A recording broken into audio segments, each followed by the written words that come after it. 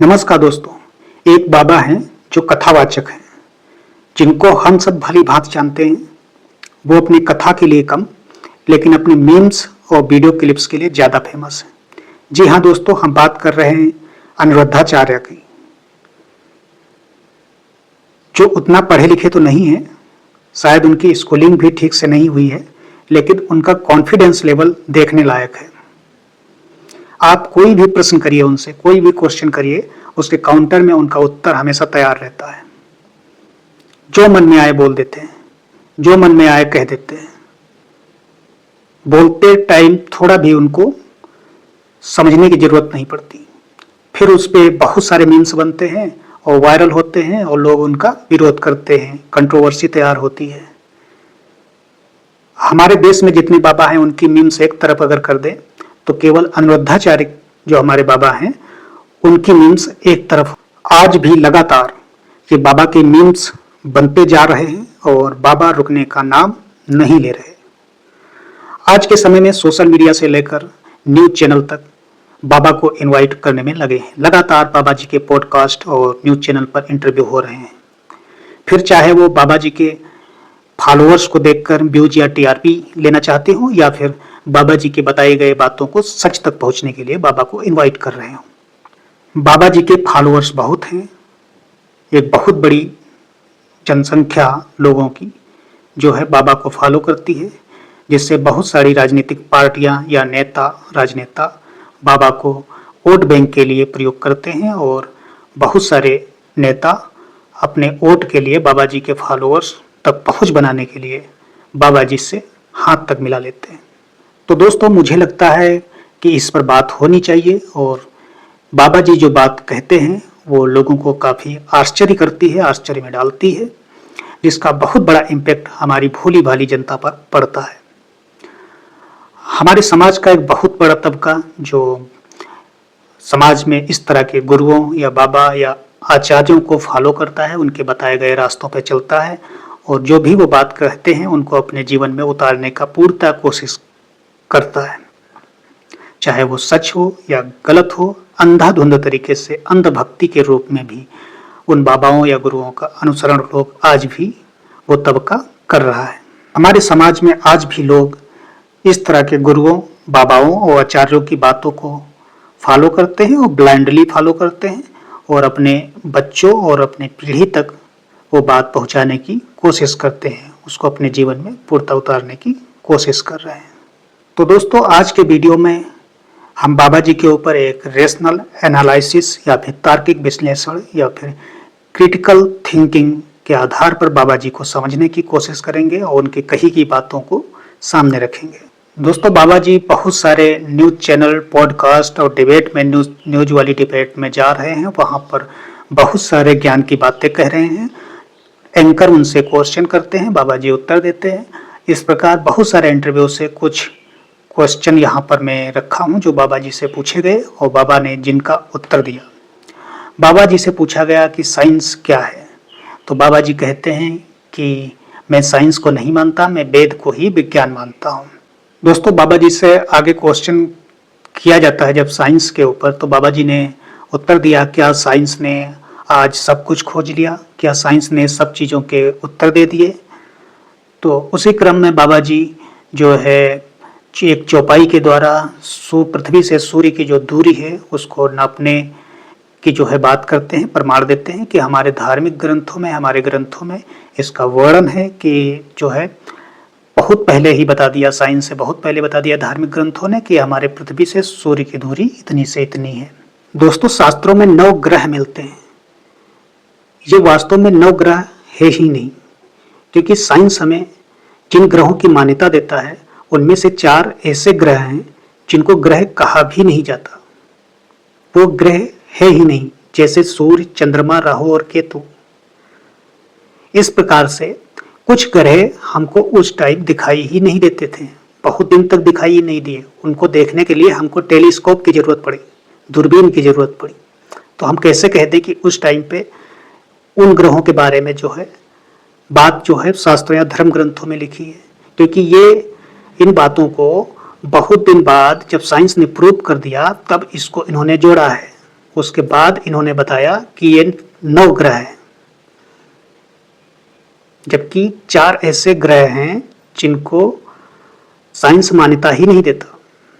दोस्तों, जिस प्रकार से बाबा और आचार्य बताते हैं कि सूर्य की इतनी दूरी है, तो अब प्रश्न उठता है कि जो है आपने कैसे माप लिया, किस प्रकार जो है, कब, कैसे कहा गया कि जो है सूर्य की इतनी दूरी है, किस आधार पर आप कह रहे हैं कि सूर्य की इतनी दूरी है।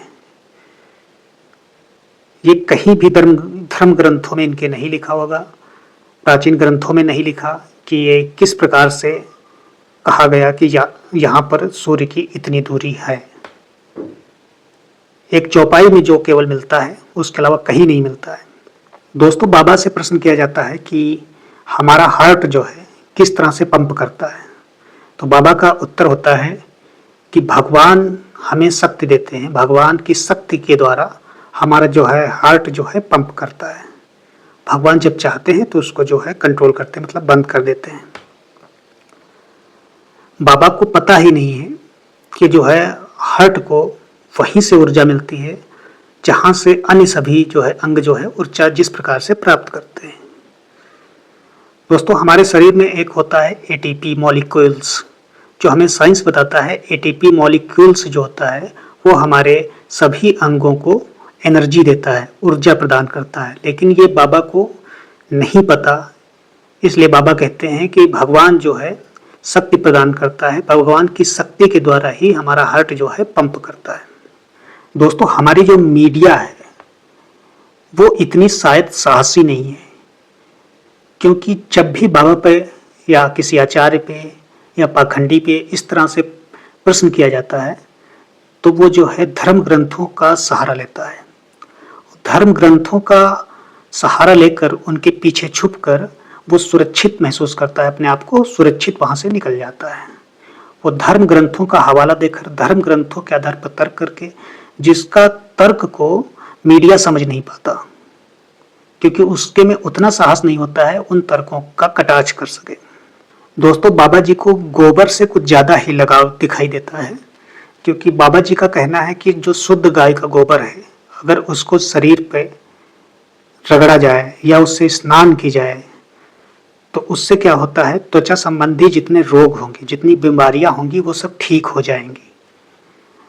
बाबा जी तो यहाँ तक बताते हैं कि अगर गाय को अन्न खिला दिया जाए, यानी कि गेहूं खिला दिया जाए, फिर उसके गोबर से गेहूं निकाल कर उसका आटा बनाकर अगर उसको उसकी रोटी बनाकर अगर जिस स्त्री को जो है संतान प्राप्त ना होती हो उसको अगर दे दिया जाए तो वो जो है गर्भवती हो जाएगी।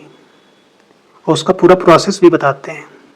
बाबा जी बताते हैं कि अगर गाय के अंदर जो गेहूं जाता है, जो अनाज जाएगा, और जो अनाज जाकर जो बाहर गोबर में निकलेगा, और जो सामान्य जो गेहूं होगा, उसमें दोनों में आपको अंतर दिखाई देगा। अब क्वेश्चन वहां पर किया जाता है कि कहां पर लिखा है कि गाय के गोबर के गेहूं का इस्तेमाल करने से कोई भी स्त्री जो है गर्भवती हो सकती है, संतान प्राप्त कर सकती है। तो बाबा ने कहा कि जो है ये जो है ग्रंथों में लिखा है, ये प्रमाणिक है। और बाबा जी यहाँ तक भी कहते हैं कि अगर बताए होते पहले से तो मैं लेकर आता, प्रमाण को लेकर आता। यही नहीं, बाबा कई और चैनल पे जाते हैं, कई और चैनल न्यूज डिबेट में जाते हैं, जहाँ पर उनसे ये प्रश्न किया जाता है कि गाय के गोबर से जो गेहूं निकाल के इस तरह से प्रोसेस करके अगर ये होता है तो कहाँ पर प्रमाण है। तो बाबा जी वहाँ भी कहते हैं कि पहले से बताए होते तो मैं प्रमाण के साथ आता, लेकिन वो कहीं भी किसी भी न्यूज डिबेट में या फिर अपनी कथा में कहीं भी प्रमाण आज तक नहीं दिए हैं कि ये कहाँ पर लिखा है। ये हमें लगता है ये बाबा जो है व्हाट्सएप यूनिवर्सिटी से ज्ञान को लेते हैं और जो है जनता तक पहुंचा देते हैं। जब बाबा जी से प्रेम के या प्यार के विषय में क्वेश्चन किया जाता है तो बाबा जी कहते हैं कि जो लड़के या लड़की प्यार करते हैं वो सच्चा प्यार नहीं है। सच्चा प्यार वो है जो हमारे केवल माता पिता करते हैं। आगे लड़की क्वेश्चन करती है क्योंकि बाबा पहले से कह चुके हैं कि मैं अरेंज मैरिज के पक्ष में हूँ। अरेंज मैरिज ही सर्वोत्तम मैरिज है, सबसे ऊपर का विवाह है, सबसे अच्छा विवाह है। लव मैरिज जो है के पक्ष में नहीं हूँ, लव मैरिज जो है गलत है। अब एक लड़की वहाँ पर बैठकर काउंटर क्वेश्चन करती है बाबा से कि जो है मेरे माता पिता के अनुसार चुना गया लड़का वो सही हो सकता है, भले ही शादी के बाद उससे मेरा तलाक हो जाए और मेरी पसंद का जो लड़का है उसके साथ शायद हो सकता है मेरी ज़िंदगी आगे भी बढ़ जाए, मेरा भविष्य आगे बढ़ भी सकता है, लेकिन वो गलत हो सकता है। वो कैसे? तो बाबा जी इस पर कोई उत्तर नहीं देते हैं। हालांकि हर न्यूज़ चैनल में बाबा जी अपने साथ कुछ जो है जनता को, भोली भाली जनता को ले जाते हैं जो वहाँ बैठती है।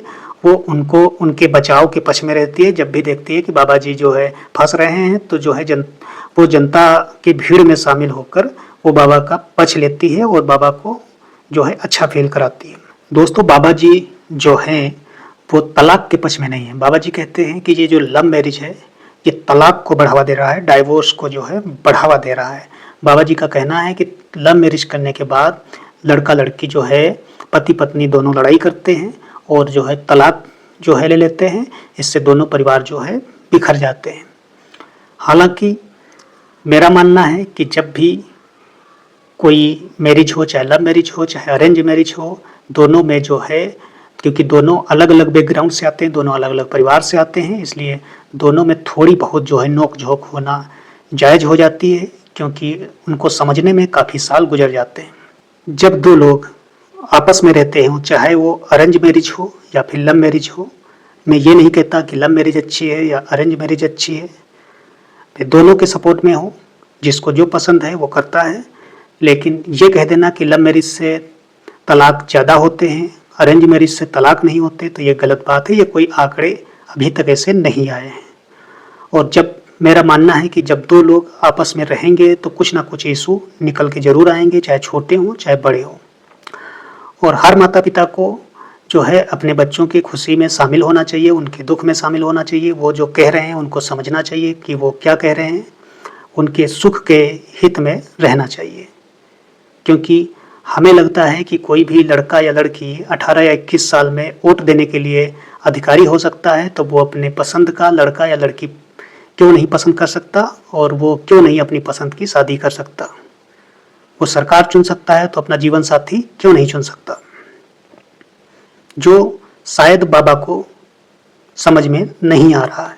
दोस्तों, आज हमारे समाज में, देश में लोग शादी से लेकर मृत्यु के जो है 13वीं जो होती है वहाँ तक लोग एक स्टेटस का वो देखते हैं और उसमें भर भर के खर्चा करते हैं।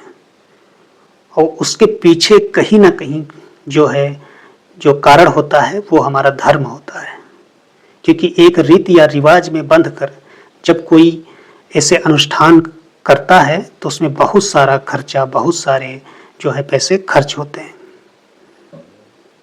चाहे वो कंगाल ही क्यों ना हो जाए, लेकिन ये सब करना उनके लिए एक बंधन के रूप में होता है, एक स्टेटस हो जाता है कि अगर आप इतना नहीं कर रहे हैं तो आप इस श्रेणी में नहीं आते हैं।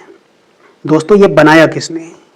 ये एक वर्ग विशेष ने ही तो बनाया है कि इस रिवाज से शादी करनी है, इस रीति से करनी है, इसमें आपको इतना देना है, इतना चढ़ाना है।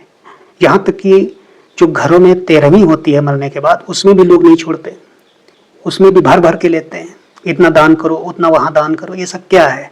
आदमी कंगाल हो जा रहा है, लेकिन जो है रीति रिवाज नहीं जा रहे हैं। कौन सी प्रथाएं हैं, कौन से रिवाज हैं जो चले आ रहे हैं, बने हुए हैं कि आदमी कंगाल के उस पर आ जा रहा है, कंगाली पे, लेकिन ये रीति रिवाज प्रथाएं रुकने का नाम ही नहीं ले रही। दोस्तों, बाबा जी कहते हैं कि क्या आज से 50 से 60 साल पहले तलाक होते थे? तब तो तलाक नहीं होते थे। दोस्तों, तो समझने की आवश्यकता है, बाबा जी को समझना चाहिए कि क्या तब हमारी सामाजिक व्यवस्था जैसी आज की सामाजिक व्यवस्था है वैसी है? महिलाओं को बोलने का अधिकार क्या तब था? हमारा जो है समाज जो था आज भी कहीं ना कहीं पुरुष प्रधान है, तब भी कहीं ना कहीं पुरुष प्रधान ही था।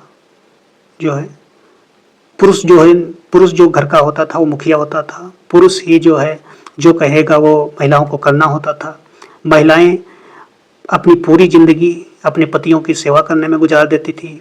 पति को पति परमेश्वर मानती थी, भले ही चाहे जितना वो पीटे, चाहे जितना वो कुछ कहे, पिटाई करे, लड़ाई झगड़ा करे, वो चाहे घुट घुट के जी जाएं, मर जाएं, लेकिन जो है वो उनका साथ नहीं छोड़ती थी।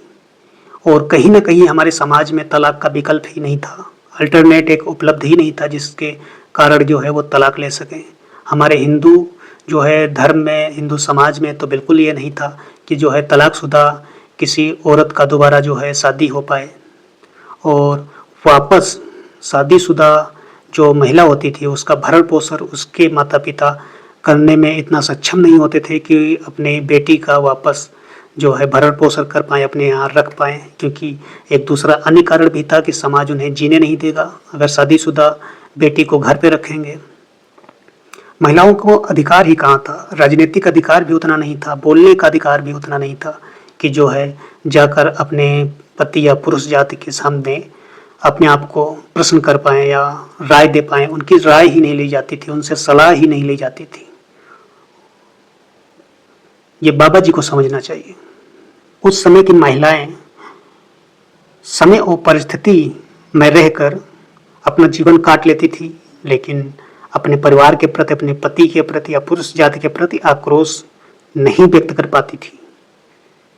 यही कारण है कि उस समय जो है तलाक कम ना के बराबर दिखाई दिए होंगे, या फिर उस समय ऐसी व्यवस्था ही नहीं थी जिससे तलाक हो सके।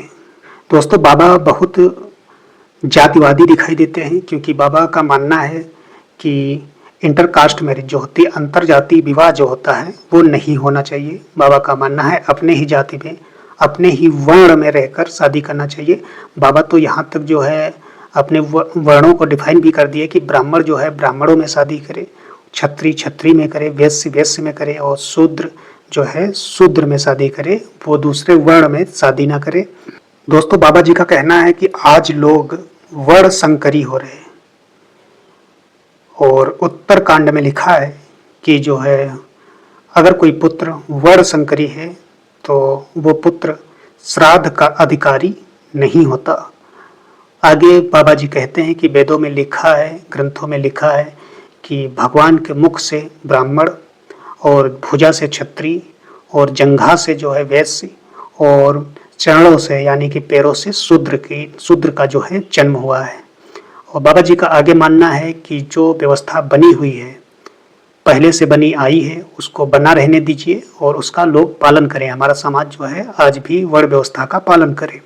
दोस्तों, ये जो व्यवस्था है ये है जाति व्यवस्था, और ये जाति व्यवस्था हमारे समाज को लगातार बांट रही है।